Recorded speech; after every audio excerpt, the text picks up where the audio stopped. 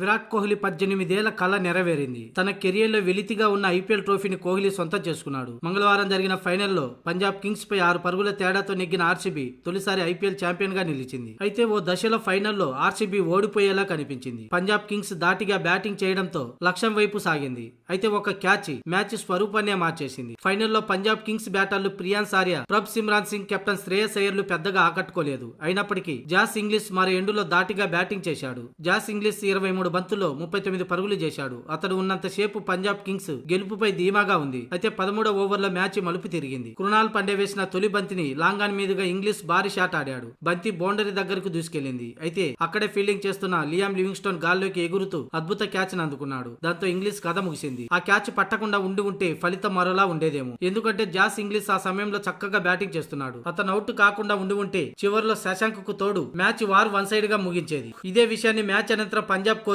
Ricky Ponting పేర్కొన్నాడు. మేము top order కోల్పోయిన వేళ జోస్ ఇంగ్లీష్ అద్భుతంగా ఆడాడు. తాను వికెట్ ను కోల్పోకుండా ఉంటే ఫలితం మరోలా ఉండేదని, ఎందుకంటే చివరికి వచ్చేసరికి పిచ్చి బ్యాటింగ్ కు అనుకూలంగా మారింది. ఇంకొక 20 నిమిషాలు క్రీజ్ లో ఉంటే మ్యాచ్ తమ చేతుల్లో ఉండేదని, అప్పుడు శశాంక్ తన ఫినిషింగ్ తో మరింతగా మ్యాచ్ ను ముగించేసేవాడని రికీ పాంటింగ్ పేర్కొన్నాడు. మేము టీం పరంగా ఈసారి టైటిల్ గెలుస్తామనే ధీమాగా ఉన్నాం. ఆ దిశగానే కీలక మ్యాచ్ లో విజయం సాధిస్తూ ఫైనల్ వరకు వచ్చాం. ఫైనల్లో ఇలా నిరాశపరుస్తామని అనుకోలేదు. ఏది ఏమైనా ఆర్సీబీ తమ కంటే మెరుగ్గా రాణించడం వల్లే ఓటమికి కారణమైందని రికీ పాంటింగ్ చెప్పుకొచ్చాడు.